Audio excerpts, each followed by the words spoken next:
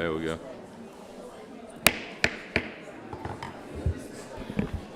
Let's call this meeting to order, please. Roll call.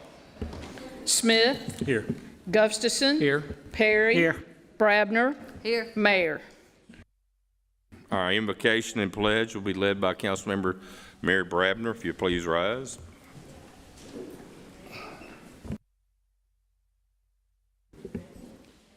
Most gracious Heavenly Father, thank you for loving us, and thank you for the opportunity to live in the city of Spanish Fort. As we go forward and conduct the business of the city tonight, I pray for patience, wisdom, and guidance so that we can make the best decision for the citizens of Spanish Fort. Please protect our first responders as they protect us throughout the day, and thank you for giving us Jesus, with whom we celebrate the Christmas season. In your name we pray, amen. Amen. I pledge allegiance to the flag of the United States of America and to the republic for which it stands, one nation, under God, indivisible, with liberty and justice for all.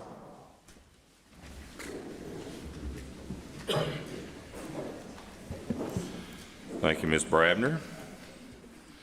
I ask for the approval of the minutes of the previous meeting, work session, November 18, 2024, and the regular meeting, November 18, 2024. Are there any additions or corrections? Yes. We had an address change. Use your speaker. I thought I hit it. Okay. We have an address change for the Basses on ordinance 868, 2024. So that it matches the address on ordinance 685, 2024. Did you get those changes, Becky? Okay. Any other changes? Stand approved as written otherwise. Committee reports. Becky, have anything? No report, sir. Mr. Connor? No further reports, Mayor. Lieutenant Gilmore? No report, Mayor. Chief Hugh? No report, Mayor. Shannon? Yes, sir. I have a report from the Spanish Fort Sports Association board meeting that was held on November 20th. I'm just going to hit the high points. The treasurer's report shows $60,000 in their operating fund with $14,000 in a rainy day fund. They had 360 players register for basketball ages 6 to 14 years old. That's 42 teams this year. They also had a 15U fall baseball team for the first time. They have ordered scoreboards for the Spanish Fort Elementary School fields that will arrive mid-January that they purchased through a grant. Out of 5 age groups in football, they had 3 teams represent the county in the county playoffs, 2 of which, the 9U and 10U teams, won the county championship. That coincides with 130 participants this season for cheerleading. And they will be introducing flag football in the spring of '25. They had some really good numbers, didn't they? And I'm glad to say my grandson won one of those rings that they give all these kids now for championships, so he's sporting that around. 2 of them are, so looking good. Thank you, Shannon. Casey? No report, Mayor. Junior Council? I think we've got a couple of them in attendance, actually 3 of them. I see 3 of them back there. But, yep, our next meeting will be next Monday night, 5 o'clock. I don't see him, but Alec Reynolds was, I think, going to be here. There you are. There you are, front row. This goes right in my first announcement about post offices. This is Congressman Moore's representative in the area. They're very much aware of the need. Congressman Moore takes over the district in January, so they're going to go hard and heavy after. One of the first things I think they're going to try to do is the first refusal right when the 36527, it automatically populates Spanish Fort instead of some other city. So, Alec, I would look for your help with that. And if y'all got anything you want to say to the post office, there he is right up front now. Go. So I'm going to skip the first announcement about post offices, but Christmas tree recycling will be available at Fire Station 1. Excuse me, I skipped public participation. Now, this is not for the public hearings, so we'll have that separately. If you'd like to address this council about some other things that are not public hearing, please come to the microphone and give us your name and address. Okay, seeing none, I'll move to announcements. Christmas tree recycling will be available for Fire Station 1, located at 7580 Spanish Fork Boulevard. A roll-off dumpster for the placement of trees will be located on the east side of the property beginning in late December and will be in place through early January. The city will be partnering with Waste Pro to place roll-off dumpsters at Spirit Park, located at the end of Emily Francis Lane, beginning on December 20th, 2024, and continuing through January 3rd of 2025 for the purpose of recycling paper and cardboard generated from the holidays. Other forms of trash should not be placed in these dumpsters. Spanish Fork Community Center will be closed Christmas holidays, December 24th and December 25th. The public library will also be closed at 4:30 on the 23rd. Community Center will be closed on January. I was going to ask why we were closed on January 12th, what January 1 for New Year's Day. Join us for the Christmas and the Fort events for 2024. We have several events scheduled. On Sunday, December 8th, 2024 at 6 p.m., the annual Christmas tree lighting here at the Community Center. That is this Sunday here at 7361 Spanish Fork Boulevard. There'll be music, Christmas movie, and lots of fun. On Saturday, December 14th at 6 p.m., come celebrate the annual City of Spanish Fork Spirit of Christmas Parade held at the Eastern Shore Center. The parade route will begin at Dillard's, and there'll be lots of floats and Santa also. Please join us for the City of Spanish Fork annual reading of The Night Before Christmas by Clement Clark Moore, Thursday, December 19th at 6 p.m. here at the Community Center. Parents are encouraged to bring their children in their pajamas and their favorite blanket. Join the City Council immediately following the December 16th City Council meeting as we honor the city's long-term prosecutor, Ms. Carol Kemp. Ms. Kemp will be sworn in as Circuit Judge for Baldwin County in January. We will host the reception immediately following the 6 p.m. council meeting.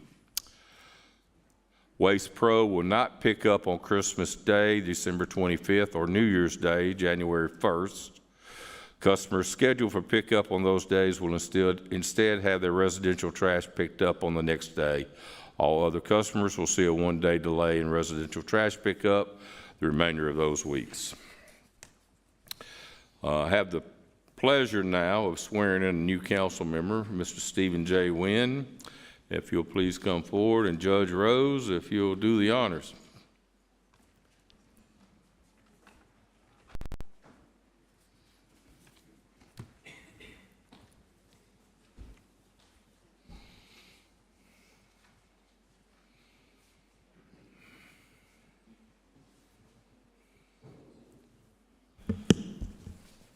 If you'll raise your right hand. Put your left hand on the Bible. All right. If you'll repeat after me. I, Stephen J. Wynn, I, Stephen J. Wynn, solemnly swear that I will support the Constitution of the United States of America solemnly swear that I will support the Constitution of the United States of America and the Constitution of the State of Alabama, and the Constitution of the State of Alabama, so long as I continue a citizen thereof, so long as I continue a citizen thereof, and that I will faithfully and honestly and that I will faithfully and honestly discharge the duties of the office discharge the duties of the office upon which I'm about to enter, upon which I'm about to enter, to the best of my ability, to the best of my ability, so help me God. so help me God. Congratulations. Thank you. You'll just sign these two for me.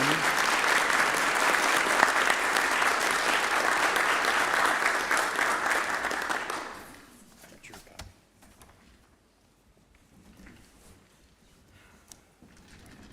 Thank you. Now's your chance. You get to make your first speech, introduce your wife to everybody so everybody will know. but welcome. You know, they've been residents of Spanish Fort, at least in District 4 for 23 years. Youth baseball coach, I believe, at one point, HOA board member, so you serve your duties. I know that, so we appreciate it. So if you would, introduce your wife and welcome to the city. And then get up here, go to work. Okay. Well, good to see everybody here. This is my wife, Katie Wynn, school teacher at the elementary school right here. I guess I want to take time to thank the outgoing board member, J.R. Smith, for his combined 15 years of service on the Planning Commission and the City Council. He deserves every bit of his house out in the country now. But I'd like to thank the current council and the mayor for their vote of confidence. And to the residents of District 4, I look forward to serving you, and I'm all ears. Thank you.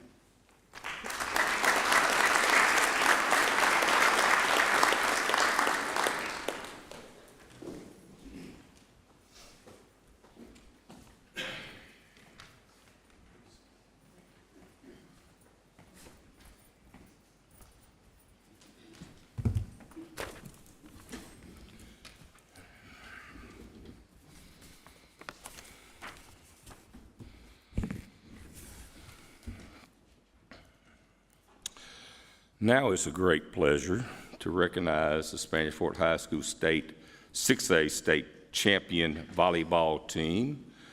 Once again, they serve us proud. I was really happy to order that plaque up there for the school and get it on there. I want to recognize a few folks, and if I stumble some of these words, y'all help me. Taylor Ismail, Kaylin McAllister, KJ Nelson, Anna Grace Thomas, these are the seniors. The juniors, Zoe Beach, Caroline Downey, Alex Johnson, Kennedy Helton, Victoria Holly, Harper Trucks, Bryce Turner. Sophomores, Caitlin Boykin, Emma Thorsrud, freshman, Caden Dorger, Olivia Downey, Natalie Maxwell, London Tucker.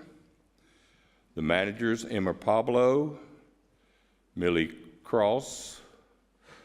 And here's one I'm interested in. Spanish Fort Volleyball biggest fan, Maddie Woods. Stand up, Maddie Woods.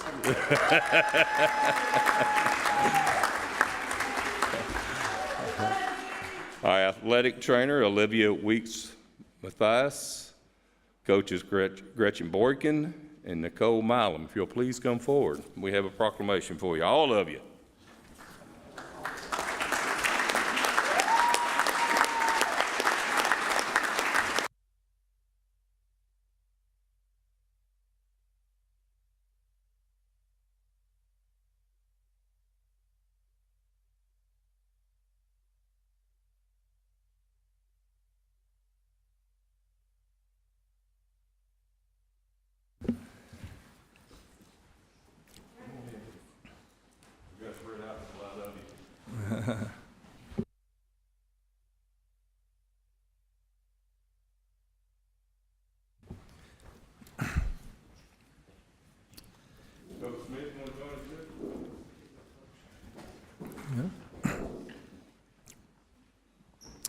This is a certificate of recognition to Spanish Fort High School varsity girls volleyball team, 2024 6A state champions.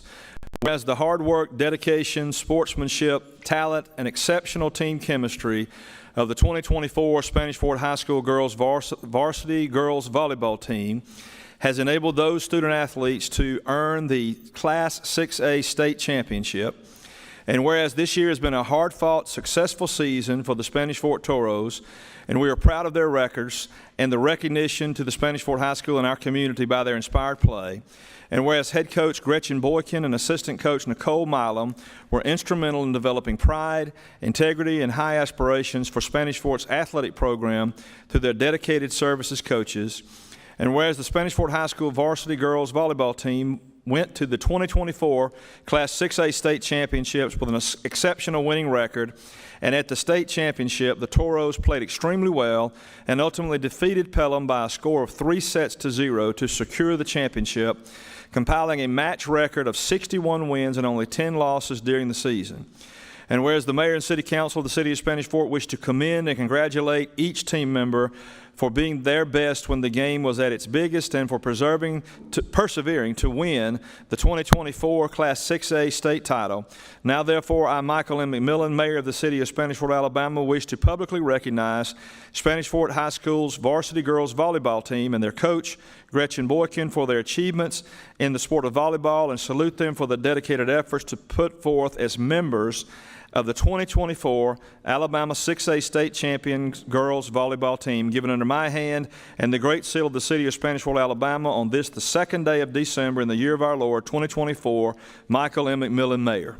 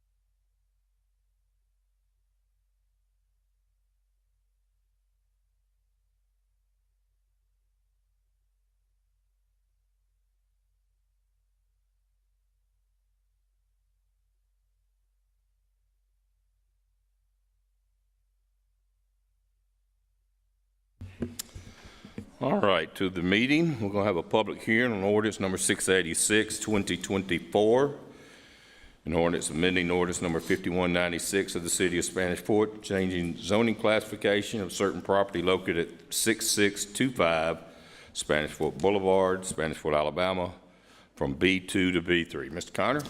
Mayor, this is a proposed ordinance amending the zoning ordinance to related to the zoning classification of certain property located at 6625 Spanish Fort Boulevard from B2 to B3. The Planning Commission held a public hearing on Monday, October 14, 2024, and forwards a positive recommendation for this rezoning request. The City Council held a meeting on November 18 for the purpose of receiving public comments, but also directed that a second public hearing be held tonight to receive public comments on this item as well. This would change the zoning classification of the property from B2 to B3. A copy of the legal description of the property and a map of the property showing its relationship to neighboring properties is also attached. This property is adjacent to Cadence Bank, which is Cadence Bank is located on the east side and is located on the north side of Spanish Fort Boulevard, and there's also some businesses located to the west of the property as well as Lee Circle. Thank you, Mr. Connor. Any discussion from the council on this item? I know we'll have some discussion later on. I'm going to open up the public hearing. I'm going to ask everyone, we have a 3-minute limit. I'm going to ask you that if you're repeating the same things that's already been said, let's just don't dwell on the same things over and over. So please, let's be respectful of each other, and let's do this in a controlled manner. So with that, I'm going to open up the public hearing and recognize Mr. John Argo. If you please come forward, come to the podium, give us your name and address. Hit that speak button, please. Yes, sir. John Argo, 142 Forest Glen Drive, Pike Road, Alabama. representing Southeast Capital Partners here as the applicant for proposed rezoning from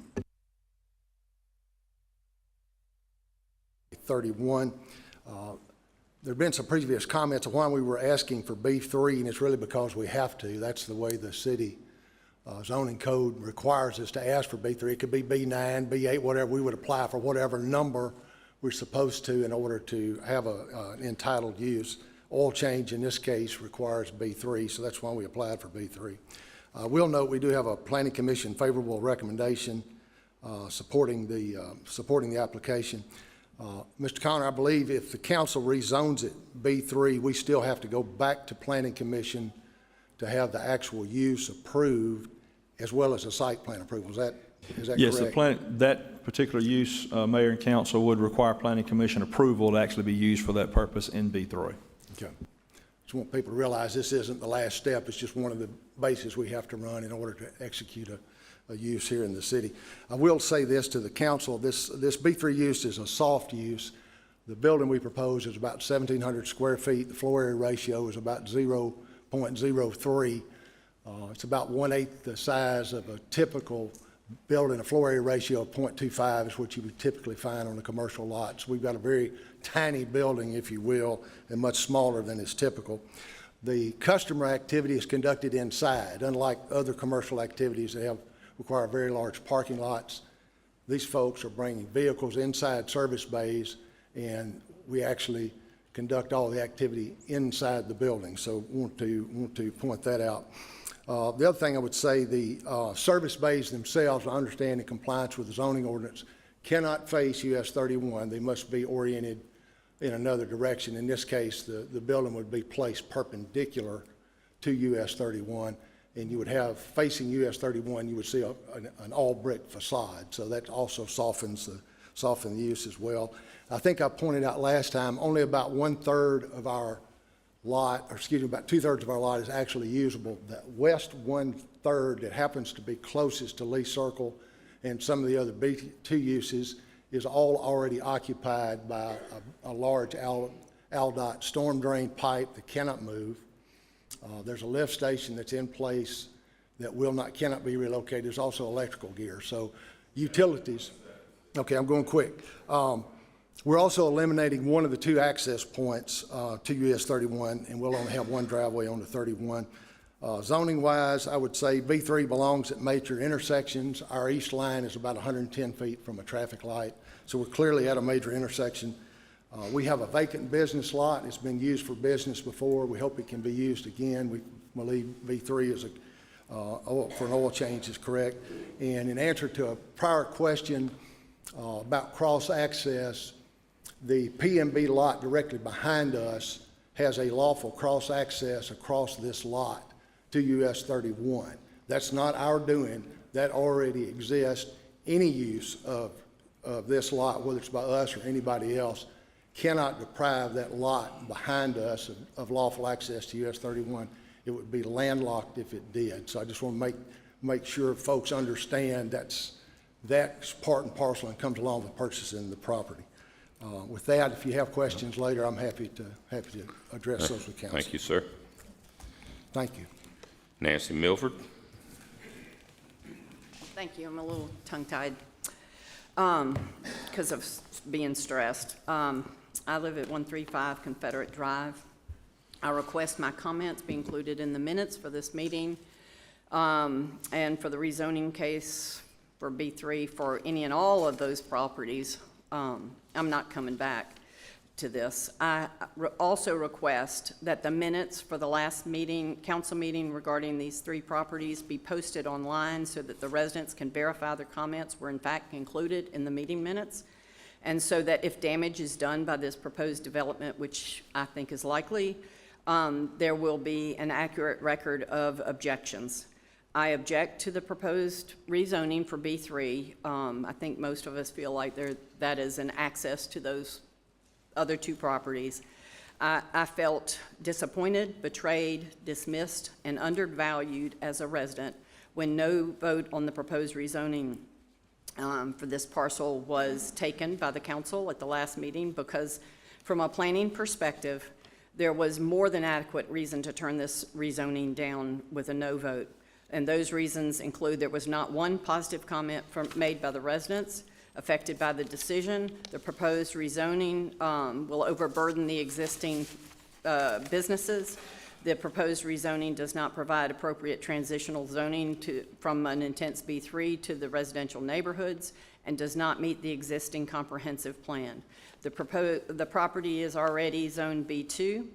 The proposed rezoning does not support the health, safety, and welfare of the residents, which is the basis and the preamble to the zoning and subdivision regulations.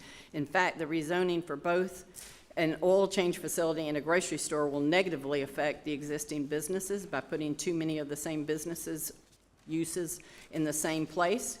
The zoning use of an oil change in the habitat and water flow that drains straight to the bay, and there's adequate evidence that the soils in the area of Spanish Fort are highly vulnerable. Further, the delayed voting showed a clear message of support for the developer and a disrespect of the residents' time, energy, and comments. I am not against development in general, but I am adamantly against poorly proposed developments and open-ended rezonings in the wrong place. I feel the residents have an inalienable right to have their city leaders ensure well-thought-through, sustainable quality developments in the city in which they pay taxes. In fact, this is the very intent of the municipal planning regulations. It is disappointing to have this fact ignored in favor of delaying votes and hoping to wear down the busy residents in the midst of their holiday season. I also feel compelled to address one other issue. Mr. Connor, I know, is a fine person, and if I met him in other circumstances unrelated to planning of the city in which I invested in the objective of property value and quality living, I would probably be a great friend. However, the only way I've encountered him is in the planning arena for the Bass Pro Shop, the Eastern Shore Mall, the passing of Baldwin County sewer being allowed to be installed without City of Spanish Fort having their own set of sewer Nancy, if you regulations. wind it up, I'd appreciate it. Each was a failure economically and environmentally, and at this very moment, there's a Baldwin County sewer sign directly over an inlet on Confederate Drive indicating a sewer spill. For these reasons, I request the City of Spanish Fort find a new lawyer for consultation on planning issues, including this proposed development. Thank you for your time.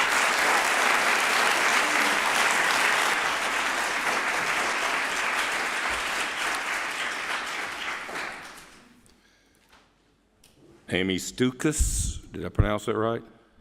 Thank you. I'm sure I'm going to stumble over a few of them. My name is Amy Mundy Stuckus, and I live at 2 Ponce de Leon Drive in Spanish Fort.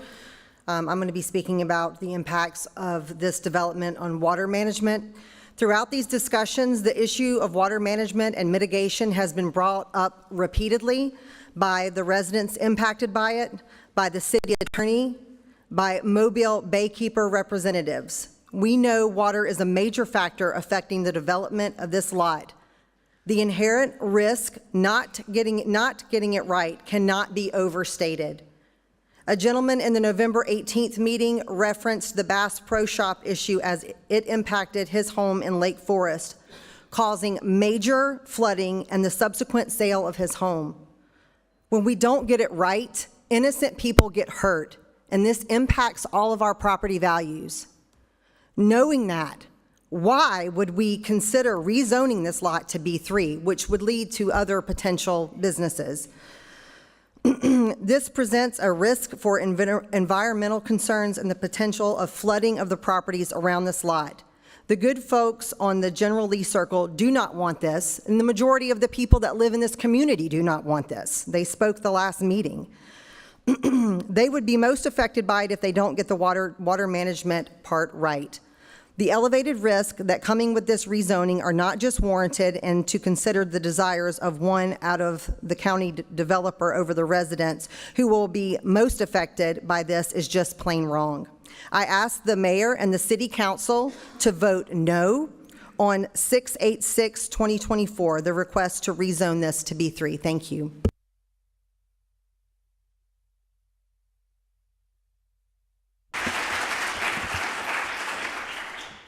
Matt Williford.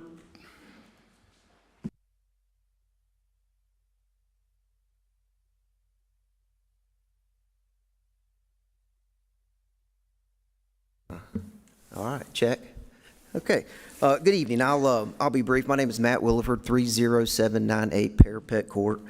I'd like to read an excerpt from Baldwin County Zoning Ordinances 1-1, Article 1 Purpose Enactment and Title Section 1-1 Purpose. The purpose of these ordinances is to promote the health, safety, and general welfare, to encourage the use of lands and natural resources in Baldwin County in accordance with their character and adaptability, to limit the improper use of land, to provide for the orderly development and growth of Baldwin County, to reduce hazards to life and property, to establish the location and size of and the specific uses for which dwellings, buildings, and structures may hereafter be erected and altered, and the minimum open spaces and sanitary, safety, and protective measures that shall be required for such buildings, dwellings, and structures, to avoid congestion to the public roads and streets, to provide safety in traffic and vehicular parking, to facilitate the development of an adequate system of transportation, education, recreation, sewage disposal, safe and sufficient water supply, and other public requirements, to conserve life, property, and natural resources in the expenditure of funds for public improvements and services to conform with the most advantageous uses of land, resources, and properties for the general good and benefit to the people of Baldwin County. And I'm proud to say that I've lived here since I was 11 years old. I'm a proud resident of Spanish Fort. So doing the math on that, it's about 34 years, but a few years in college, I guess. But longtime residents, and I'm not against growth. I just want growth done the right way. On November the 18th, and again tonight, you've seen and heard from hundreds of your residents telling you what they believe is for the general good and benefit of the people of Baldwin County. The people of Spanish Fort are not in favor of this rezoning. You're not required to grant the rezoning the developers requested, but you are required to work for the general good and benefit of your citizens. Mayor McMillan and members of the council, of the City Council, I ask you to vote no to Ordinance 686-2024. Thank you.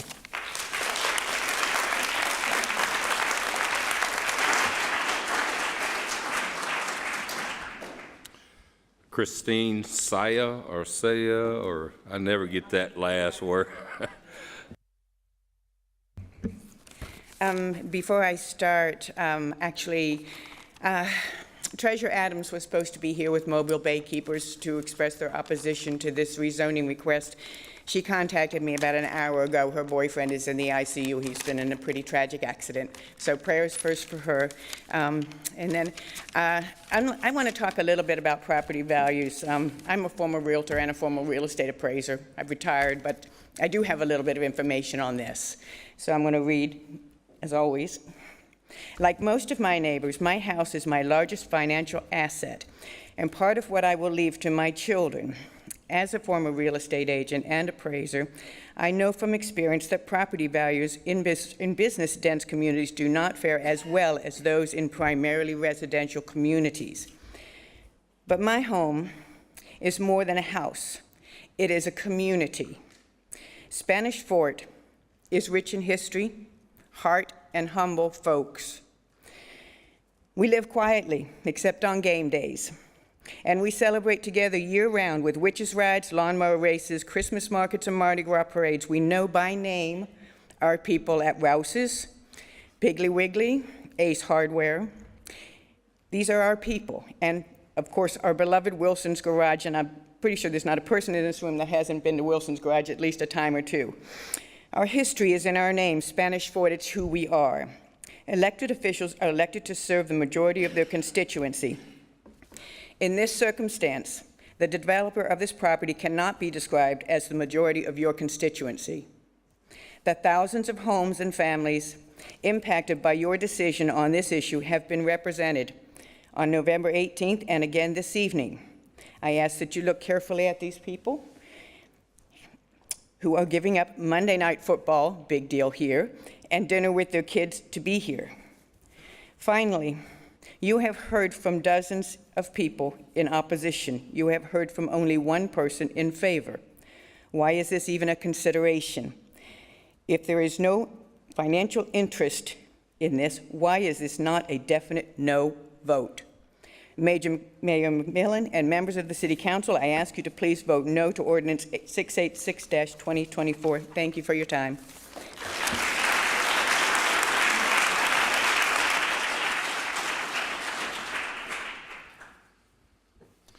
Tom DeSanti.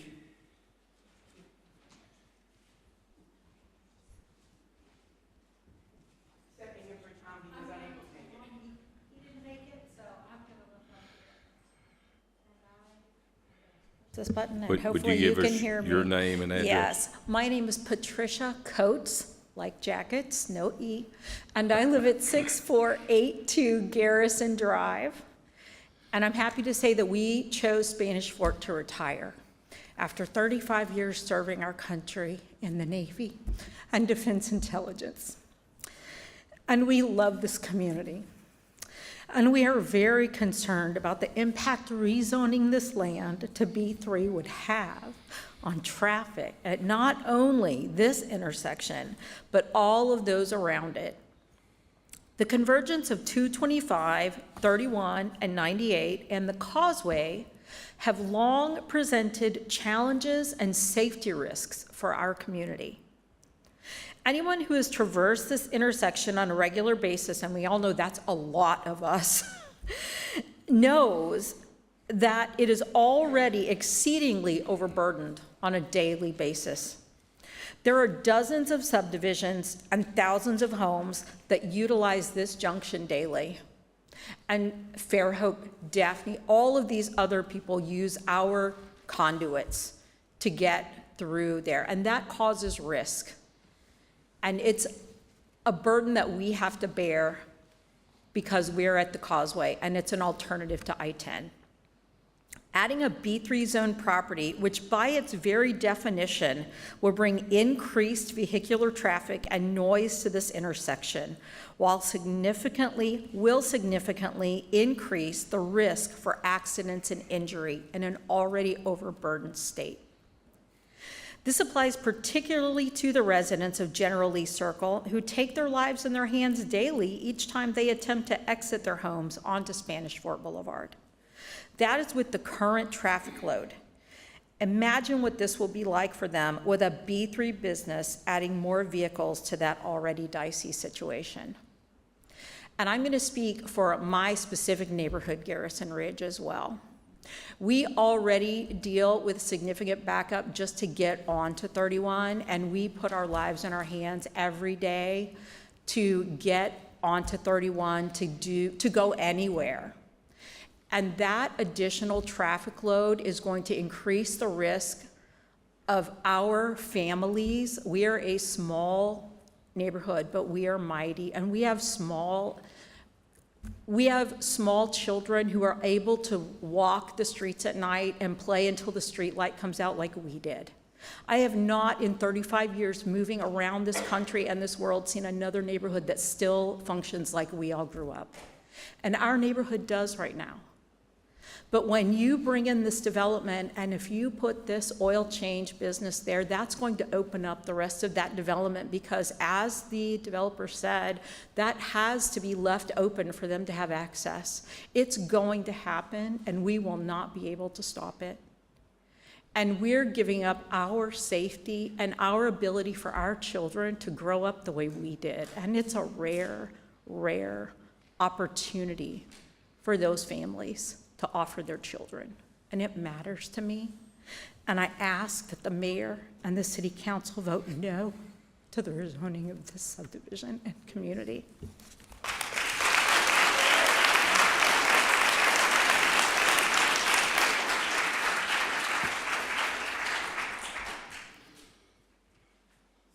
Melinda Williford, is that correct? Williford?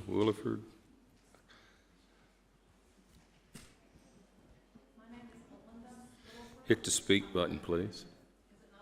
No. My name is Melinda Williford. I live with my husband at 8 Cedar Point, Spanish Fort, Alabama.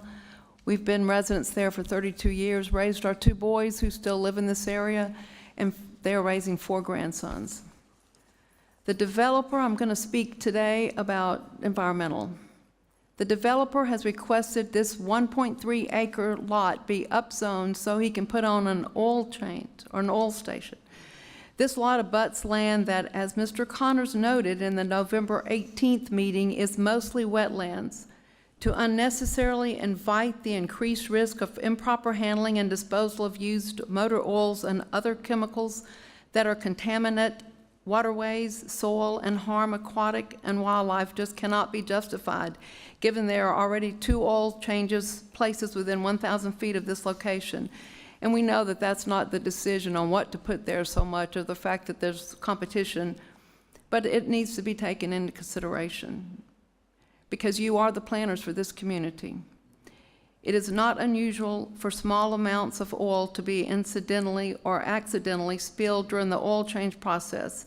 Used motor oil is classified as hazardous waste because of the toxic chemicals present in used motor oil.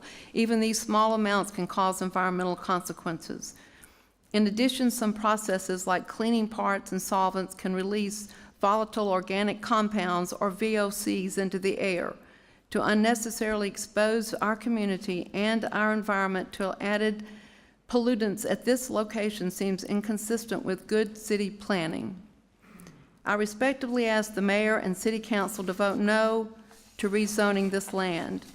Since you're all elected officials, I hope that you have also asked for your constituents' feelings on this matter, because it's very important to this whole Spanish Fort community, as well as anyone using that entranceway, as has been brought out before. The bottom line is you don't have to vote for this change in zoning from B2 to B3, which is really a big change. And if people read the differences in that, it would be significant. Seems incidental. The Cadence Bank is on one side. That is zoned as a B3. But it's not a heavy traffic, it's not a heavy thing, it's not a big polluting area, it's not a lot of traffic, it's not. And then the dentist's office is a B2 on the left, so there's really no significant reason to change this zoning. It needs to stay at B2. It's also at this point, just want to say that it's great to see our grandsons are here, to see the example that's being set by our government and work, and that's commendable. Thank you very much.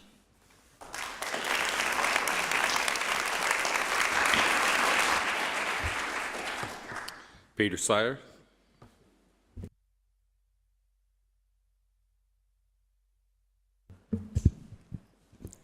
Peter Sy at Spanish Fort Estates. I guess we're here to see if we're going to make a deviation to the master plan for Spanish Fort, or the city plan. And the only one that's asking for that is the developer. And if he wants to develop that area, he can do that right now under the plan that you have approved over the years. I would ask that one thing I think you brought up last time was they'd probably bring in a bean counter to see if they would, what kind of business they would bring in. And but when they do that, he's already said that he's going to bring in a oil change. Well, obviously somebody said put the bean counter to it and said it's a good economical idea to put that oil change here. Well, you do need to consider when somebody makes a change to the master plan, it's to the business economics of that area. And I'm talking about the businesses that are there now, because they may have bought that land if that land would have been a B3 to put their 2 oil change stations there. But they didn't, because it wasn't B3. So when you change it, you change the business dynamics of this whole little area. So I do think you need to consider that when you start looking at changing different zones from one zone to the other. Because if you're not, you're putting people at risk. And I'm talking about small businesses or even large businesses in that matter. And I would ask you to consider that by doing that, your main job, as far as I'm concerned, being prior military, is that you're to protect the fort, and that's everybody in it. Thank you.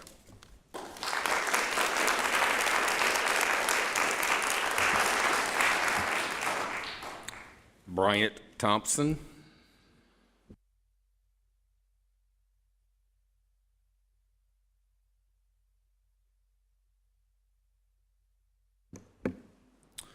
My name is Bryant Thompson. I live at 30806 Parapet Court Spanish Fort, Alabama. Thank you for allowing us to have a public comment concerning the rezoning of this property to B3 from B2. In a previous zoning meeting about the smaller section connecting to Highway 31, many of us were confused about the differences between a B2 and a B3 and left that meeting with the idea, and I quote, little difference between the B2 and B3.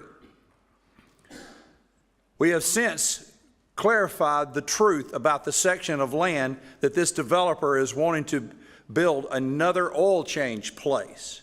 According to the zoning ordinance of Spanish Fort, Alabama, 5196, a B2 local business district, this district is intended to provide for limited retail convenience goods and personal service establishments near residential neighborhoods and to encourage the concentration of these uses in one location for residential neighborhoods rather than scattered sites occupied by individual shops throughout the neighborhood. That's a B2.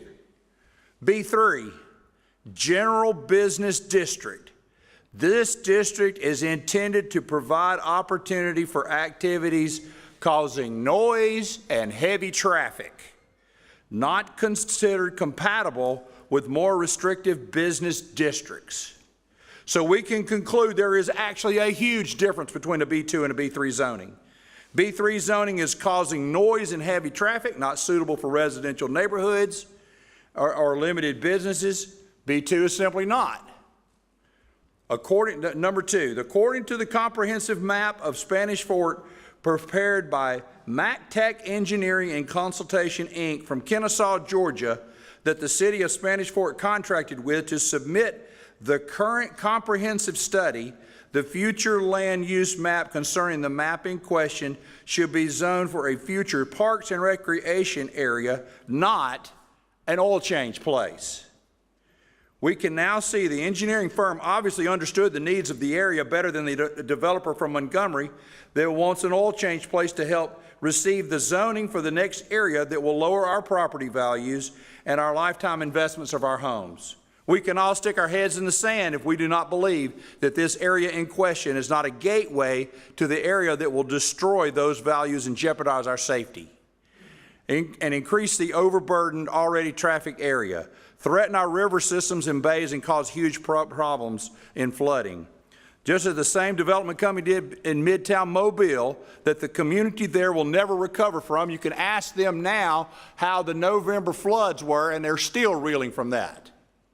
Lastly, a no vote here tonight, a no vote tonight, will ease the tensions, the rumors, the secret meetings, and the divide that has been created between the citizens and the council and the mayor. None of that, including you, want that. If we are forced to, we will continue. We will continue to hand out flyers. We will continue to be alive on social media.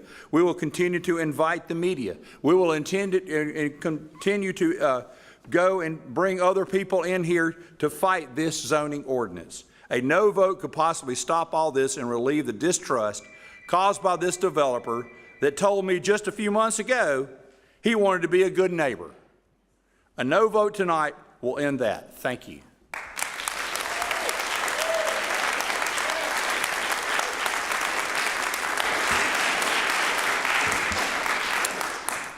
Kelly Rogers.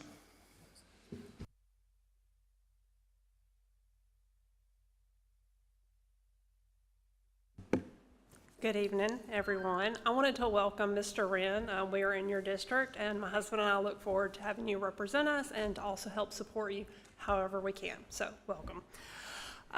Last time I came up here, I really wasn't prepared, so I took a little time to make some notes. I'm not opposed to development either. I would be a fool to, because about 40% of my company's revenue comes from new construction development. So I'm not the enemy of developers now, nor will I ever be. I do not think that this is a good idea for Spanish Fort, though. And my comments come from my historical knowledge. I'm not new to this. We are newer to this area. We are not lifelong residents like so many people who have come up here and spoke. But I feel like we have the same heart for the community because of what we've came from. I grew up around Montgomery. I saw Prattville become a very overdeveloped area. So has Millbrook. RTJ, you think that Prattville's great and wonderful. It is totally overdeveloped. It is ruining their schools.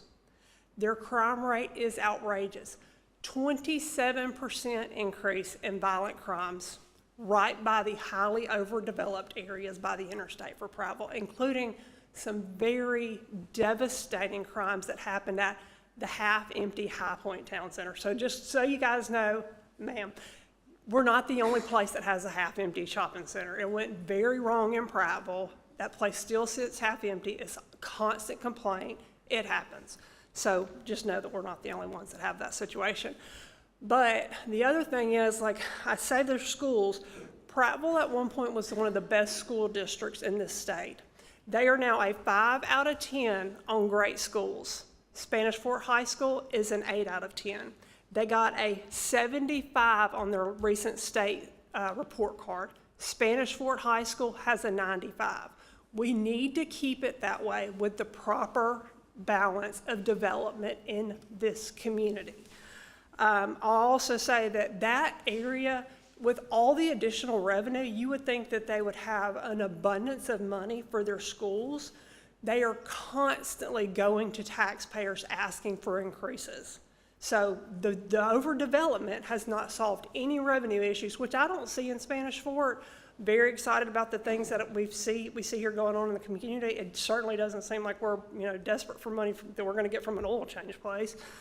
The next thing I want to say is, so many people have spoke about the environmental impact. That is definitely not my area of expertise. I'm a businesswoman, but I don't know how many of you saw the recent article about what went wrong in Auburn. A developer went to Auburn, y'all, cut down a tree with a bald eagle's nest. A bald eagle's nest in Auburn. This developer cut down a tree they were specifically told not to. Cut it down in the middle of the night, and are facing significant fines over it. I mean, that developer kind of looked and said, I'm going to pay the money, I don't care, and cut the tree down. You can't unring the bell when something like that happens that has such an environmental impact. So we have to tread very lightly on the development allowed in these sensitive areas. And the last thing that I'll say, well, actually, one more thing. We have the Bayway toll thing coming. That's going to bring major traffic to our area in the next, 10 years or so. Do we really want to mess with putting anything new right there before we know what's going to happen? And then the last thing I'll say is I understand that the planning committee gave a positive recommendation, but your citizens, your voters, your homeowners, we do not give a positive recommendation. We are asking for you all to say no to this being rezoned. Thank you all.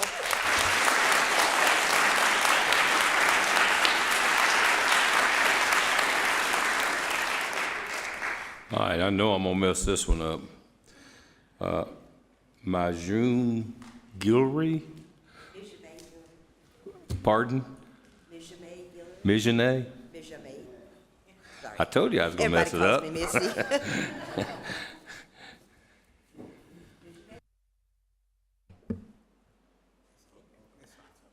Mijame Guillory, 10 Lee Circle.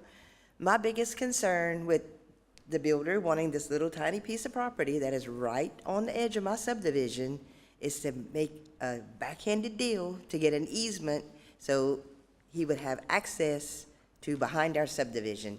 So when this proposal passes or whatever, he's gonna have access to 31 and 225.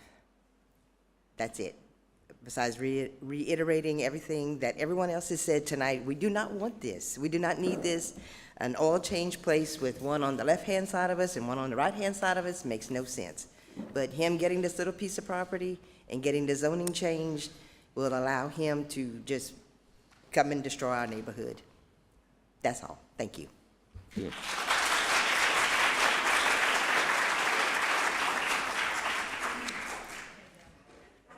Terry Vincent.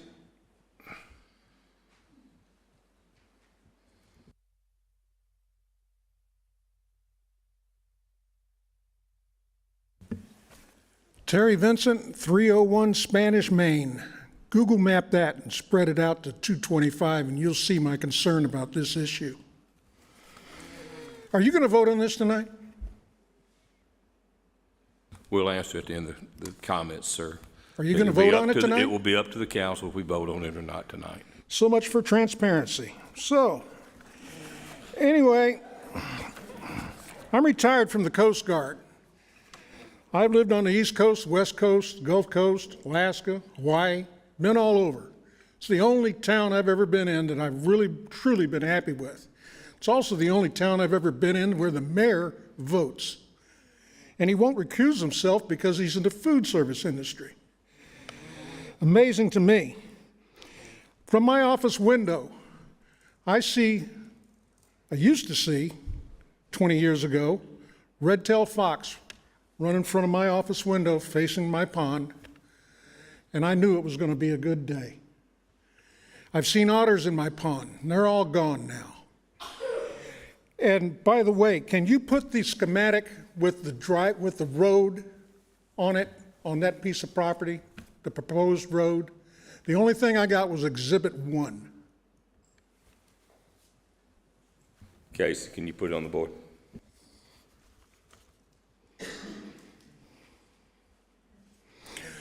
I'm the guy that puts the signs on his mailbox on 301 Spanish Main, by the way. Let everybody know about the sign tonight. I'm usually up here complaining about speeding on Spanish Main. And I put it on my mailbox, the signs. Came up here 20 years ago about that. Now I got a stop sign.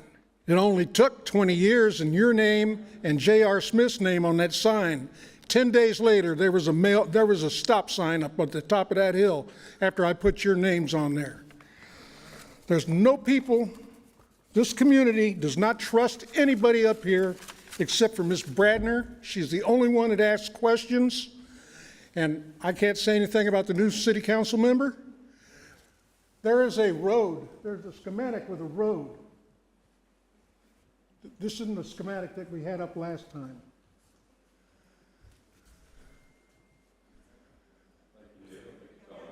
No, there's a different schematic. You know it, right? There's a different schematic showing the road that's proposed around this oil change place. I've lost all trust in this community council. Thank you very much.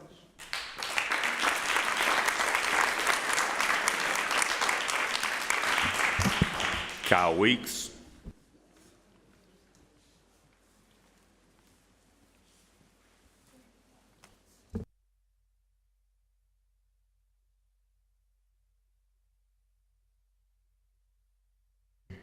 Oh, my bad.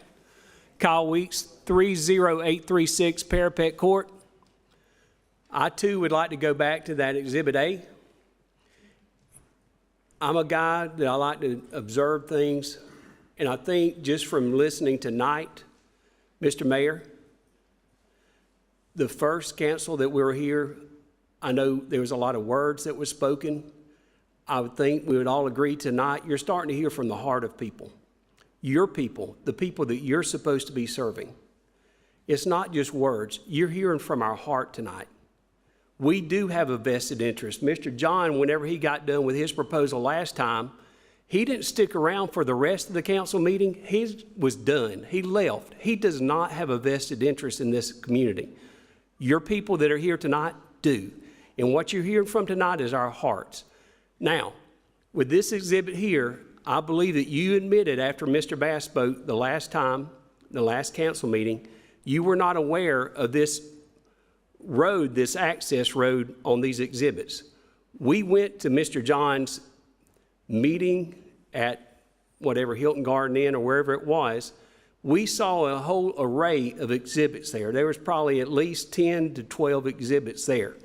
All 10 or 12 of those exhibits consisted of this road that is being passed right into the ultimate pot of gold that he's after, which is access to him having major development back here behind the community of Garrison Ridge and Lee Circle.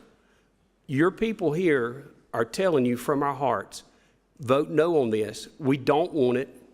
You shouldn't want it. It's not, he don't have an interest in this at all.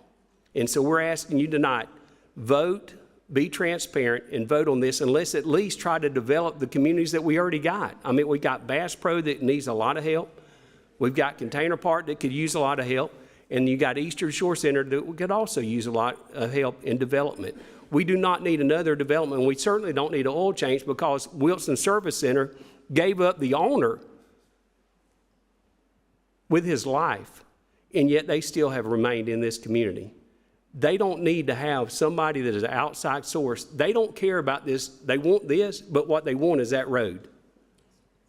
That's what they're after.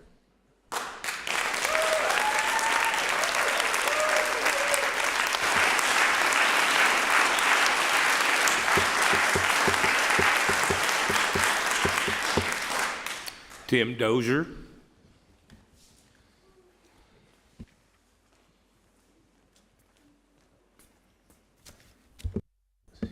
Good evening, Mayor, City Council.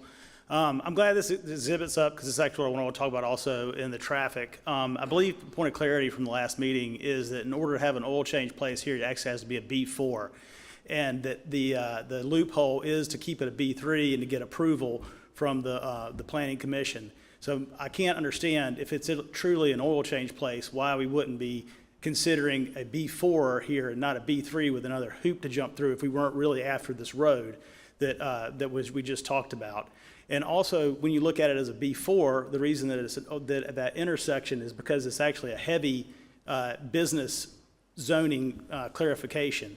So if we are looking at the differences in a B2 from jumping all the way into a B4, which is what this really is, request really is, that intersection becomes a heavy traffic situation that's not in the plans for the city or anything at all. And I'm not even sure why this should even be in consideration. And it's only remaining a B3 with an extra hoop to get that road in place. And that's all I wanted to say.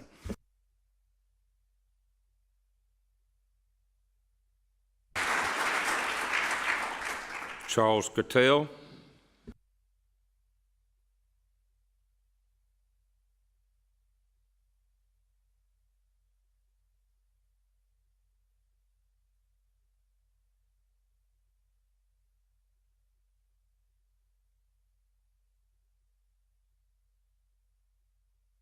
Yeah, okay.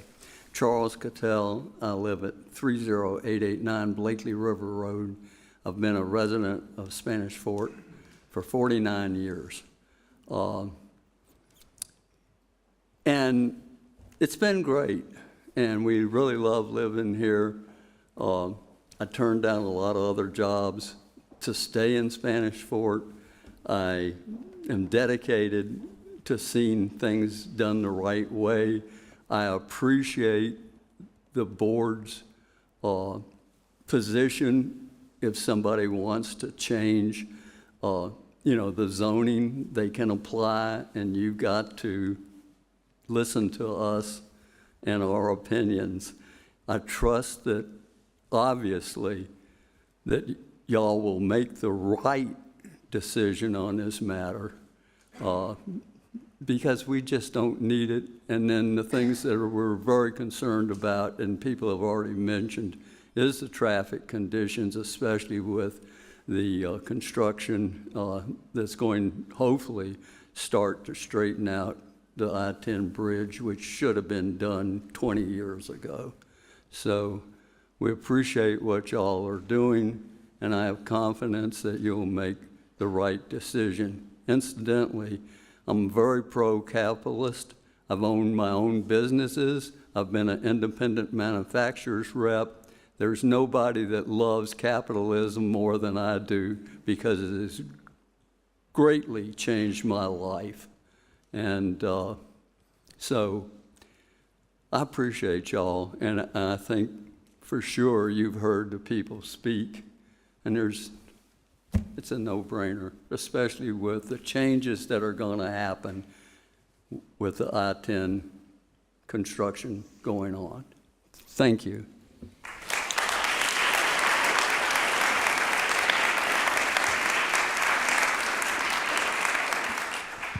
All right, that's the end of the people that have signed up to speak. If there's anybody that'd like to speak, I will give you another shot at it. Just give us your name and address.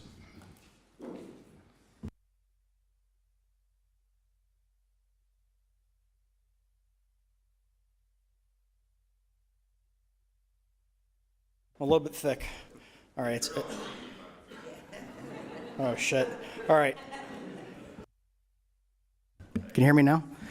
Okay, so I'm probably the only Yankee here from Pennsylvania, but the little story is I moved my family 1,100 miles to come down here, right? I was down here on business a number of different times, and every time I came down to this area, I liked it a little bit more. To the point where my wife said, because of the bad weather and the bad politics and the bad job situation up in the Pittsburgh area, that like, you gotta find a different gig.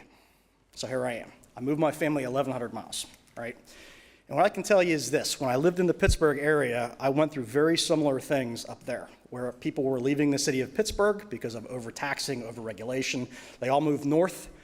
So then there were people building houses, and then eventually those houses, those areas where the houses were, the very same thing that we're going through now, we went through back then. So this is very much, in the Marine Corps, we used to have a saying, this is the tip of the spear, right? Tip of the spear. Once the tip of the spear gets in, the whole rest of the spear goes in, right?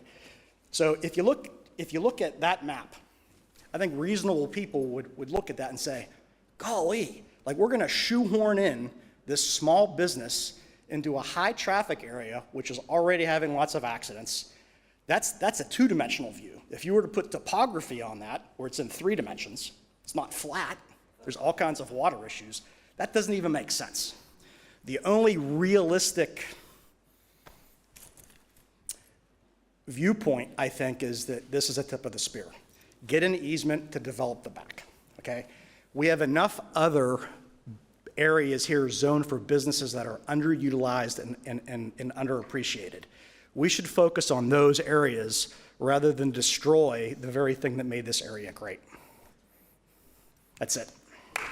Sir, sir, I need his name and address. I don't have his name and address. Sir.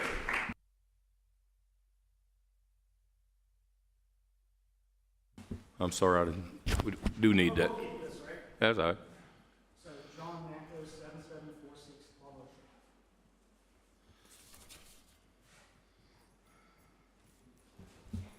Street. Christine Sy. I'm reading this for a woman who is here. She's incredibly shy. Her name is Luana Wesley. She lives on Lee Circle, and she would ask me if I would add this statement. She says, I have lived on Lee Circle for over 20 years. During the past few years, given the exponential growth of Spanish Fort, it has gotten to be a challenge to pull out on 31. Depending on the time of day, the main problem is the constant feed of single-lane traffic coming off of Highway 25. I have had to learn to be an aggressive driver just to pull out. On several occasions, I have even spun my tires, which is out of character for an old lady. She asked that you please vote no. Thank you. Thank you.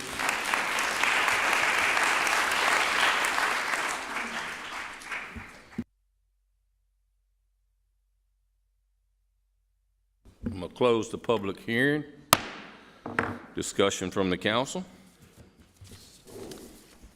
I just want to say that I've had a great opportunity to meet a lot of you. A lot of people have called me. People have stopped me walking the dog. Mr. Williford and I go to the gym together. I mean, I've talked to a lot of people, and as they have said, not one of them has said yes to this project. I was part of the team that put together the comprehensive plan over 10 years ago. So I revisited the plan to refresh my memory. And what the plan talks about, there are issues that we need to keep in mind as we grow our city, and then there are opportunities. So you'll hear me mention those a few times throughout this. Looking through the comprehensive plan, I see many things that we've done well and things we haven't paid enough attention to. Overall, I believe we are doing a good job managing our city's growth. Keep in mind that the largest growth has come on the east side of town, and most of that is in the city of Loxley.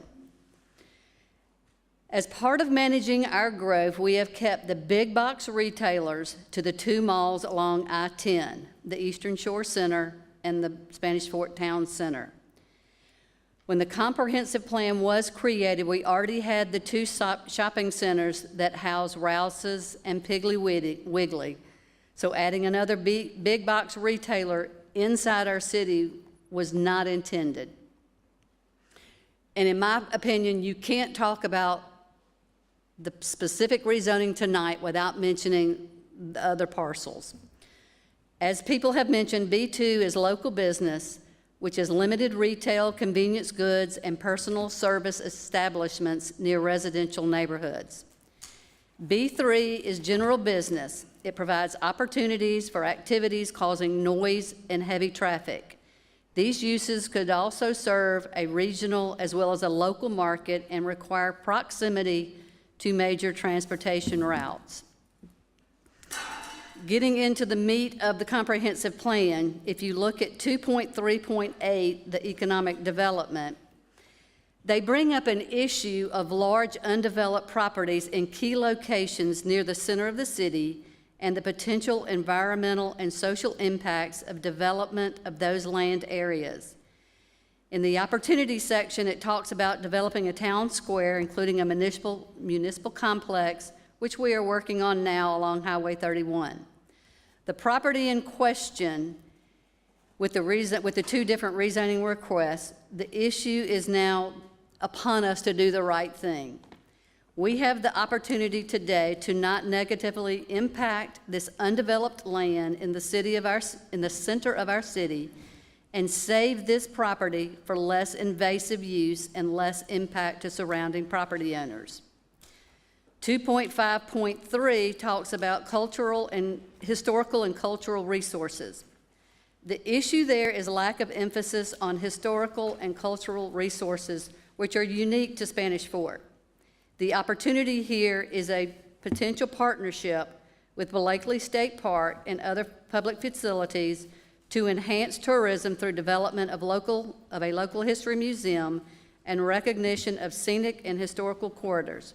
This location would be ideal for this particular development. 2.6.5 talks about environmental and natural resources. The issue is the presence of natural wetlands and creeks throughout the city. The opportunity for us is to preserve wetlands in undeveloped areas and establish greenway corridors across the city to form connections from neighborhoods to parks, investigate green street designs which minimize the runoff of impact of streets, and promote alternative design techniques, whatever, all this stuff, all right. Another opportunity to do the right thing on these two particular pieces of property. Community preference results in section 3.3. The most significant factors in the city environment is attractive landscaping. I specifically remember showing the groups different scenarios of landscaping on commercial properties, and obviously the ones that had the most lush were most attractive for the people that were in the, I don't know, the charrette groups. Considering the fact that that the larger property sits in a hole and the residents are all up here on a hill, the landscaping would have to reach above our 4-story maximum height requirement to shield it from the R1 that sits up on the hill. That's not going to happen. You're not going to get a developer to put that kind of landscaping in. I'm going to skip on to some others. In 4.2.2, framework for future land use concepts, neighborhood preservation. Spanish Fort's established neighborhood should be preserved as residential communities with an environment which is conducive to family lifestyles. These neighborhoods should be protected from encroachment of undesirable land uses and should be buffered at their edges with transitional land uses. That doesn't sound like an oil change.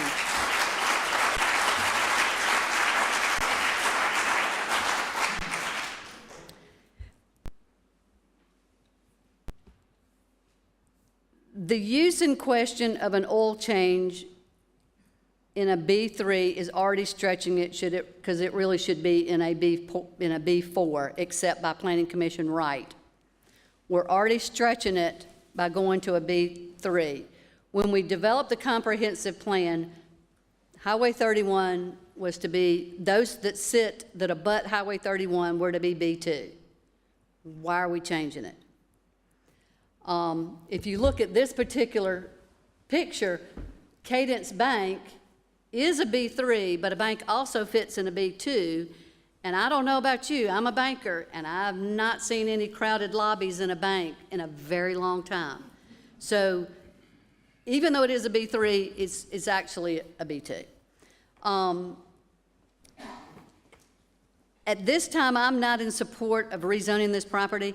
I have to say this now because I vote in the 5th position. And if these fellas don't know where I stand, I mean, it could get blown in, and I just want my thoughts known. As long as the developer presents a plan that fits the zoning category of a B2, we really can't deny it. I want to be comfortable with the B2 options that could be developed there. I know that at this time, I'm not comfortable with the B3 plan that is being presented.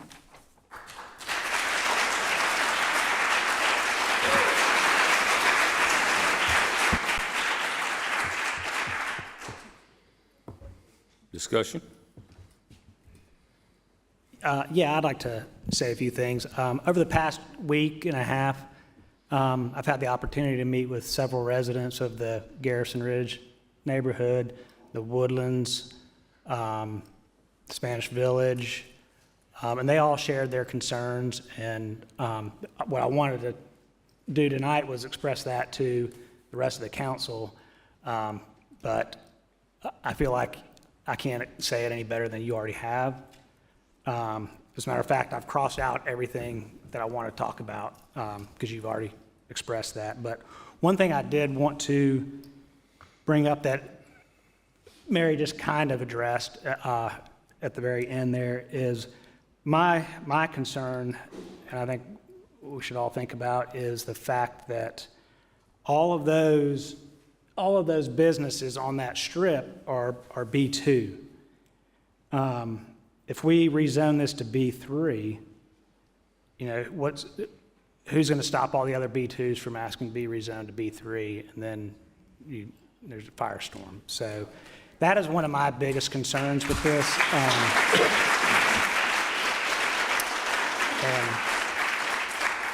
I just wanted to let the rest of the council know my feelings. All right, here we go. You have to vote last. I have to vote first every time. You talk about pressure, right? So, no, I do want to address a couple of things, and I'm just going to start out by saying I'm sorry to hear some of you have such a low opinion of us, that we're not transparent or we don't have your best interest in mind. We're online, we're here, we got the doors open, we're talking about it in front of you. So please, I just hope that you'll not leave here with that impression.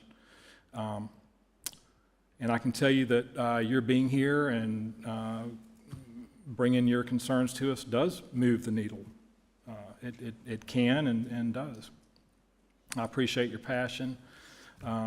And in the course of all these conversations that we've had, and I'm hearing from you, there's a couple of things that are coming to mind that I just would say out loud now. Just that, in my mind, and not in my mind, but in actuality, what we're considering is a change from zone of B2 to B3. So it's going to be business regardless. A developer can come in right now and put whatever they want there. Okay, that anything that fits in the B2 category. So what are the different uses in a B3 that would be objectionable over a B2? And so, as I've considered that, one of the things that I am really concerned about, I take my dog to Parvin right there, and I know how hard it is to get in and out of Lee Circle. I have to make that left turn because I live way up there on the other end of town. So I am concerned about that. And I do see a few uses in B3, such as maybe a drive-through restaurant. Even though that's not what's being proposed, all we're doing is rezoning, and so we have to consider anything that could be allowed in a B3. So for the record, I think that does make a difference. And I will say too that one thing I think I've failed to really factor in is that the northwest corner of this does border an R1. So the fact that it's B2 really makes more sense than a B3, like Mary said. B3 is not proper to be abutting a residential. So those are things that that are helping shape my opinion here. I will say too that, well, the other thing, it doesn't matter, but the concerns about runoff and environmental impact and so forth, those are sort of handled in a different phase of the whole process when there's a site plan presented. We make sure that all of those things are addressed. But the word process, Nick Saban fan here for the record, he talked about the process. This is all a process, and y'all are part of it, and we thank you for doing this and coming out and helping us make the right decision. Want to piggyback on Kurt. You know, it's, you know, you look at this thing, and I've thought about this thing for weeks on end, because let's face it, there was a lot here, and to be quite honest, the part in the back really gave me serious heartburn. That one gave me serious heartburn. I'm looking at this from a couple of different perspectives. Do we need another oil change there? No, not necessarily. We don't. I wish that we weren't dealing with another oil change there, much like I wish, like when I go to another city, I'm not looking at a Starbucks directly across the street from another Starbucks. Kind of defeats the purpose, but we can't tell this landowner how to develop their property.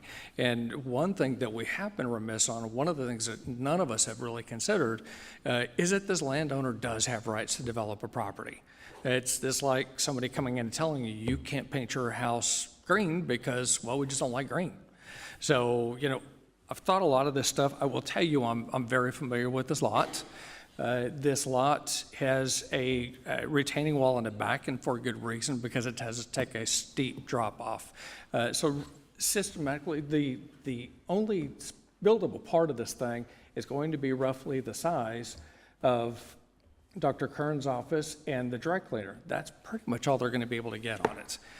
So when I look at this thing as well, much like, you know, some have said, you know, we don't want him to get a road into the back. Well, guess what? He's already got it. He's already got it. There's nothing stopping them. Right now, they could build a road out there tomorrow, and there's nothing anybody could do to stop it because it is already there. It just isn't paved. You're not looking at it. But this landowner does have rights. However, you know, I'm looking at the potential uses, much like Kurt said, you know, this could be potentially a drive-through. So some of the things that I'm weighing on this too, and Mary had a good point, that there's not a lot of traffic going into Cadence Bank. I know I bank at Cadence Bank. Great bank, by the way. But this one, if Cadence Bank was gone, that's now a B3, and B3 can go in there. They can put anything that's allowed in a B3 there. So just because it doesn't have the traffic that a bank draws in now, let's take a look at Wells Fargo over in the Eastern Shore Town Center, which I wish we would start pushing more business this way, but this landowner doesn't own land in the town center. He's looking at developing the land that he owns. But if we go back and look at the Wells Fargo, well, Wells Fargo went away. What stops someday, God forbid, Cadence Bank goes away, there from being a B3 there that is heavy intensive use? When you look at this particular property, and this is a property I know, there's about a third of that lot that is buildable, only a third. So now you could have a B3 use. If Cadence Bank goes away, you could have a B3 there. There's really no difference. So the traffic that they're looking at getting on such a small buildable space, and I'm familiar with building, the amount of traffic that you're going to be able to get on such a small buildable space there is probably no more that you're going to see out of the dry cleaner in Dr. Kern's office and probably even Cadence Bank. So those things have all weighed on my mind and stuff, but there are other things that I'm considering. But I think, you know, we do need to stop and consider that, you know, if you had an investment property that you invested in, would you want somebody, just because they don't want it there, telling you how you can develop it or not? So that's part of my thing. That is part of it. Excuse me, public participation's over. So those are things that went through my mind. Does it still give me heartburn? Yes. Okay. All right, let's just take a breath. Take a breath. Everybody has a chance to speak. Y'all have had your chance, and now everybody else has a chance. I just want to thank you guys for coming out. We really appreciate everybody coming up, taking their evening to let us know your opinion, and we have heard you, and thank you for coming out. like I think everybody on the council agrees, y'all did a great job coming out, and getting everybody drummed up, and get them out here. Great points of view. Everything about it was good. You know, there's our private property owner rights that you have to consider. There's zoning issues. The comprehensive plan is 20 years, almost 25 years old. So it really, nobody's seen the growth or anything along those lines that we have had. I will say this, that our growth in Spanish Fort is manageable. We're averaging 2.5 to 2.7% growth. That's a good number. That's good, steady growth. We don't have double-digit growth that some areas on the Eastern Shore Center has had. And it's on a lot of it's because of this council and the planning commission with proper planning, proper zoning. You know, we have not approved a multifamily facility in our city in over 12 years, which is, you know, Spanish Fort is founded on single-family residence. I think we all agree with that. And so the way we're doing this is good. I was taken back by a few statements. Well, before I even get on that, you know, water management, you know, all those will be handled if it is approved by the site plan and by the engineers to make sure everything is done properly. I will assure you of one thing, there is no secret meetings going on that I think I heard mentioned, and that's really a little bit offensive, to be honest with you. But I commend you for your job. I'm going to ask this council to give me a motion that we'll either vote up or vote down and go from there. So I ask for a motion from the council. I make a motion to consider ordinance 686-2024. Second. Okay. Her motion is to deny the request. Second. Okay. Any discussion? So to be clear, a vote of yes on this motion is a vote to deny. Yes. Yeah, it is. Can we make it a little more normal motion? Just so everybody's clear, it's a motion to deny. So a yes vote is to vote to deny. Okay. Everybody clear? Any further discussion? Roll call. Because she made the motion and she said, thanks for clarifying. I want to make sure we're clear. The motion that was made is a motion to deny. So if you want to deny, you vote yes.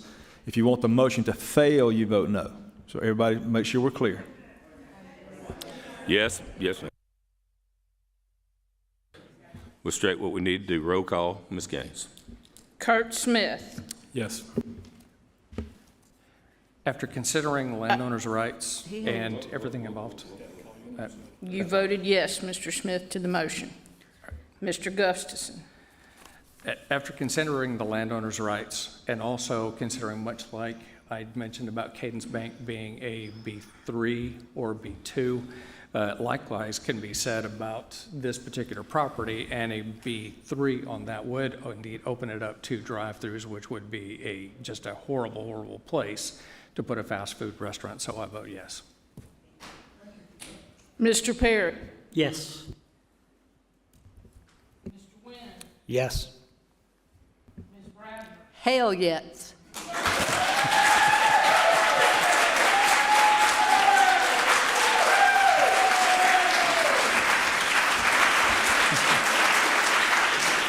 Mayor.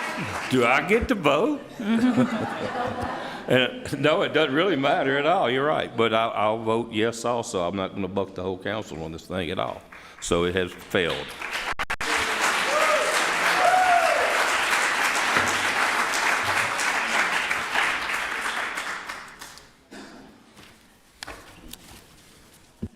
Moving on the agenda, ordinance number 688, 2024, an ordinance altering and establishing the district lines for boundaries for 2025 and subsequent municipal elections. Mr. Connor? Mayor, this is a proposed ordinance to alter and establish the district lines for boundaries for the 2025 and subsequent municipal elections. After every decennial census, we have to go back and determine whether or not there needs to be, the districts need to be reapportioned based on population growth. And based on the 2020 census and the growth out mainly in the eastern portion of the city, it does require redistricting. The mayor and staff met with representatives from the Legislative Reapportionment Office who assisted in preparing proposed district lines based on census blocks and the census. Attached to this resolution is a copy of the census blocks for each district, as well as a voting district map and then maps for each district. This is on display for review, and if you have questions, you feel free to contact the clerk's office. And it also is posted in our lobby area out front. Any discussion from the council? I'd like to announce we'll have a public hearing on this December 16th to hear any comments from these in favor or opposed to the proposed ordinance, or opposed to the proposed ordinance. Mayor, I also would like to note it is on our website under public notices. You can see maps of the individual districts. Right. Moving to ordinance number 689, 2024. An ordinance amending ordinance number 5196 of the City of Spanish Fort, changing zoning classification, certain property located at 10880 U.S. Highway 31, Spanish Fort, Alabama, from R1 to B3. Mr. Connor? This is a request from the property owner to rezone the property located at 10880 U.S. Highway 31 from R1 to B3. This property came into the corporate limits of the City of Spanish Fort under a recent annexation passed by the legislature, and it came in by default as R1. The Planning Commission held a public hearing on November 12, 2024, and forwards a positive recommendation for the rezoning request for the property from R1 to B3. This property is located adjacent to David's Catfish House, which was previously zoned B3. Thank you, Mr. Connor. Any discussion from the council? The sections to the west and the south of this are not in our city limits, correct? South is county, west is county, the green, Okay, dark green. all right. Dark green county. Any other discussion on this item? I'd like to announce we'll have a public hearing to be held Monday, December 16th, 2024, meeting to hear comments from those in favor or opposed to the proposed ordinance. I'd like to present ordinance number 690, 2024, an ordinance amending ordinance number 5196 of the City of Spanish Fort, Alabama. Mr. Connor? Mayor, this is a proposed amendment to the zoning ordinance to create a special provision section of 7.13 regarding restrictions on storage shed sales and display of storage sheds. We've had several requests for folks wanting to either display or sell storage sheds in the corporate limits of the city, and there was no clear direction in the table of permitted uses as to where and under what circumstances those would be allowed. This proposed provision would require spacing restrictions, unloading and access areas, road frontage, minimum lot size, as well as limiting the number of storage sheds in buildings that could be displayed on a single property.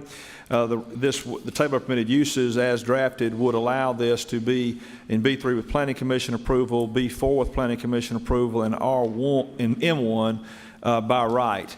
The Planning Commission held a public hearing on November 12th, 2024, and forwards a positive recommendation for this rezoning request. As drafted, it states that in order to store storage sheds on the property, you have to have a minimum of a ½ acre, and the maximum number of storage sheds would be 8. In the work session earlier today, there was some discussion about relating the number of storage sheds that could be allowed to the size of the property and allowing for a maximum possibly of 16 units for sale and display.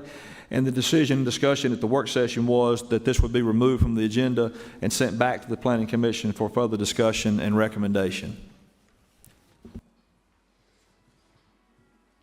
Any discussion from the council?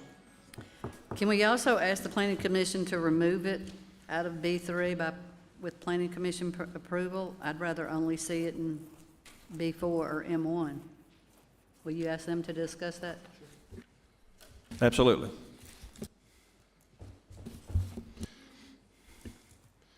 Moving to ordinance number 691, 2024, an ordinance amending ordinance number 5196 of the City of Spanish Fort, Alabama. David? Mayor, this is a proposed amendment to the zoning ordinance reversionary clause found in 11.11. Presently, the zoning ordinance states that any property that is rezoned, if it is not devoted to a use within that zone classification within 12 months from the date of its being rezoned, or within 12 months extension of that 12 months, then it reverts automatically back to the previous zoning. When this was originally done, the concern was about high-density, multifamily, higher use zoning classifications like B4, B5, the industrial zonings, and the telecommunications towers.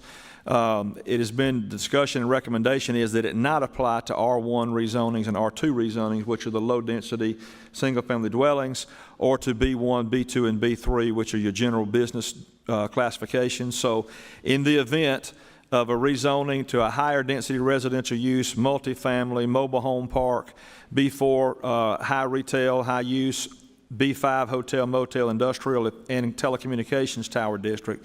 If those are not used for the purpose for which it was rezoned within the time frame of 1 year, it reverts back. Planning Commission held a public hearing and forwards a positive recommendation on this amendment. Thank you, Mr. Connor. Discussion from the council. This will be on your December 16th agenda. We'll have a public hearing to hear any comments of those in favor or opposed to the proposed ordinance.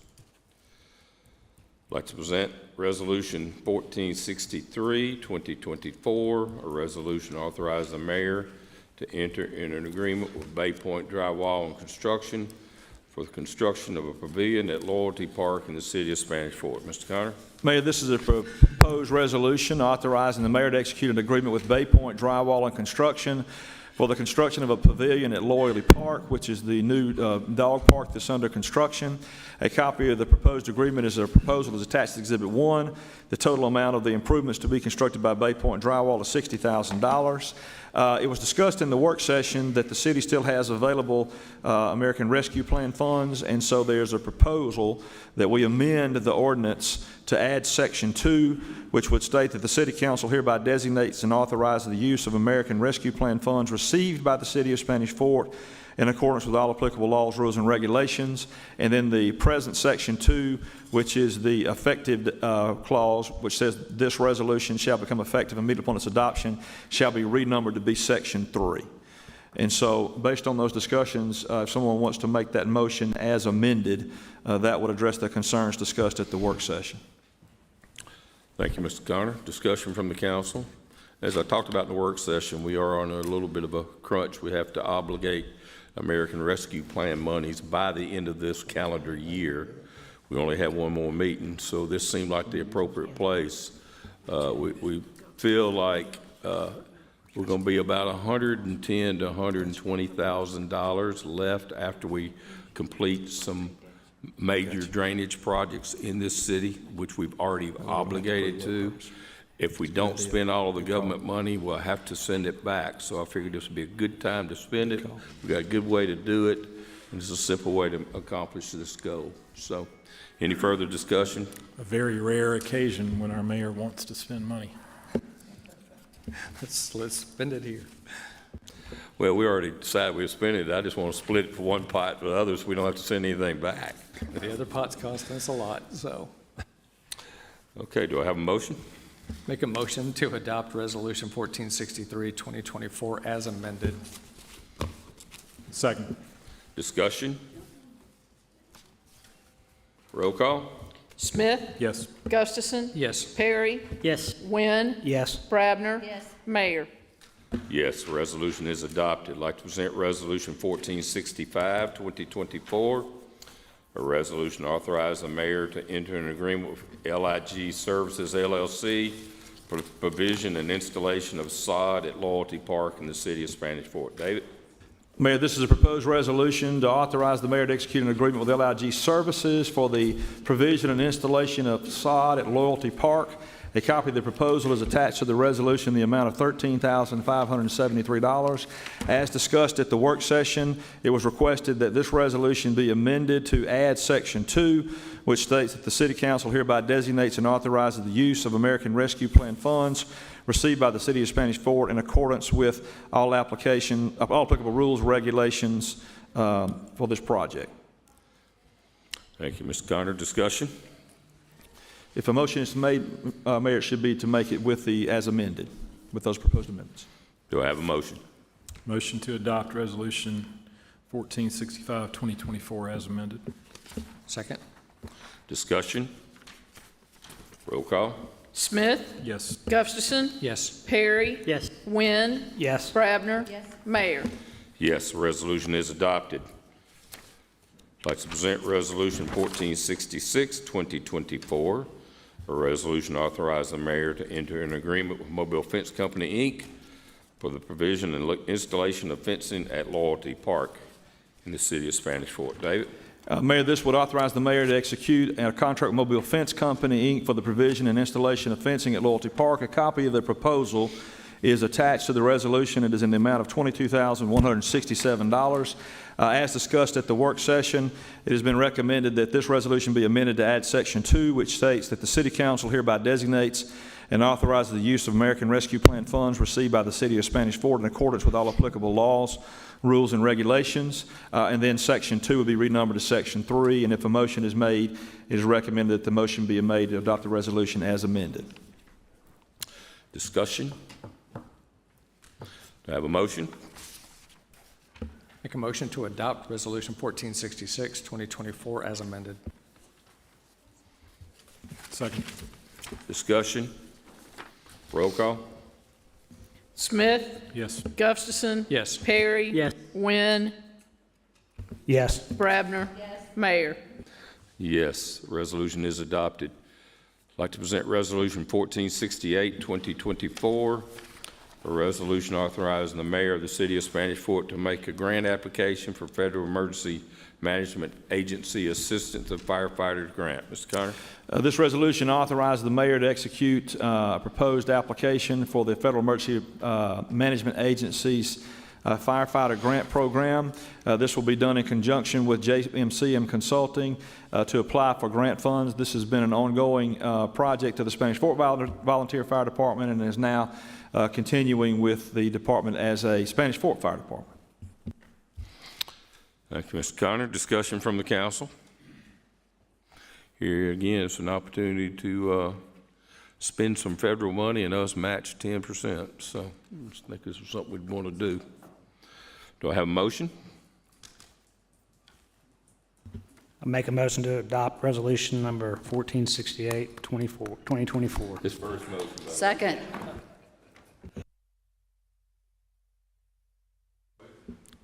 Smith. Yes. Gustafson. Yes. Perry. Yes. Wynn. Yes. Brabner. Mayor. Yes, the resolution is adopted. I'd like to present Resolution 1470, 2024, a resolution authorizing the mayor to approve a grant application and execute a memorandum of understanding on behalf of the Spanish Fort Fire Department. Mr. Connor? JMCM Consulting, LLC, has assisted the fire department and the city for a number of years in preparing and filing the application for the FEMA Assistance to Firefighters Grant Program. This would authorize the mayor to execute an agreement with JMCM Consulting to provide those services again.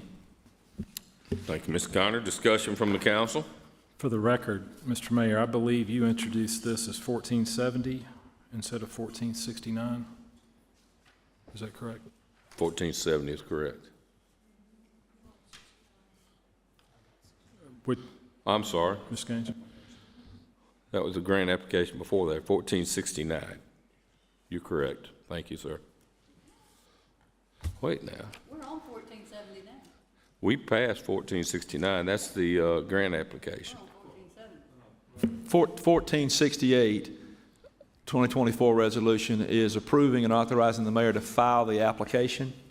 1469 is authorizing the mayor to execute an agreement with JMCM to prepare the application. We're on 69. Okay. All right. We're on. I think you're right, accurate. I think it's 69. Yeah.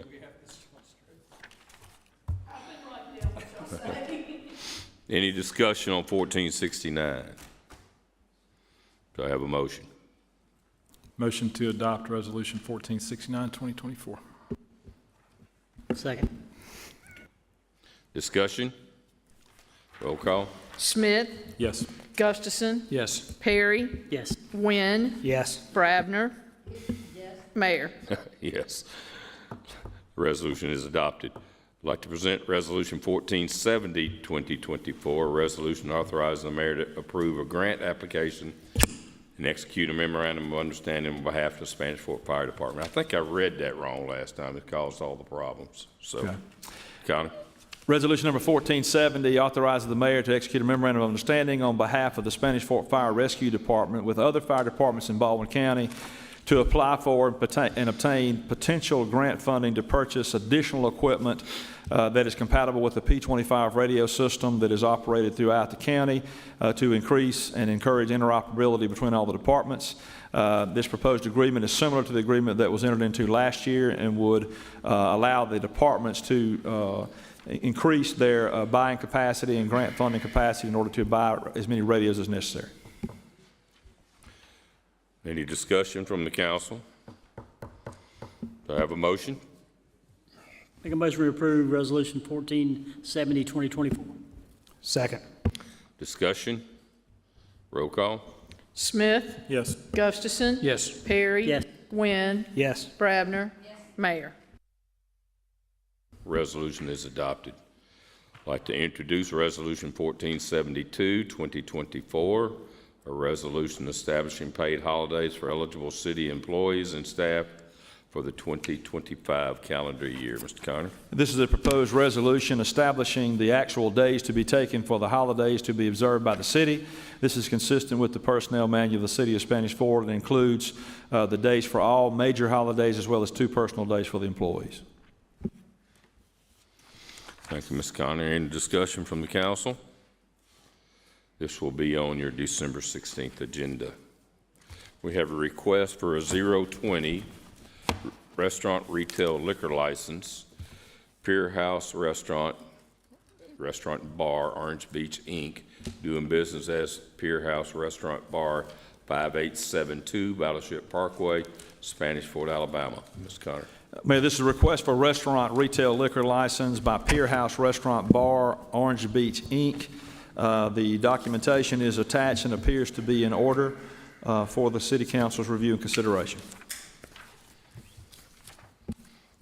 Any discussion? Do I have a motion? Make a motion to approve Resolution 1472-2024. We're on. Oh, I'm the- so sorry. Make- I'd like to approve the liquor license for the new little place on the causeway. Boy, I was getting totally confused for a second. It's been a long night. It's been a long night, hasn't it? Do I have a second? Second. Discussion? Roll call, please.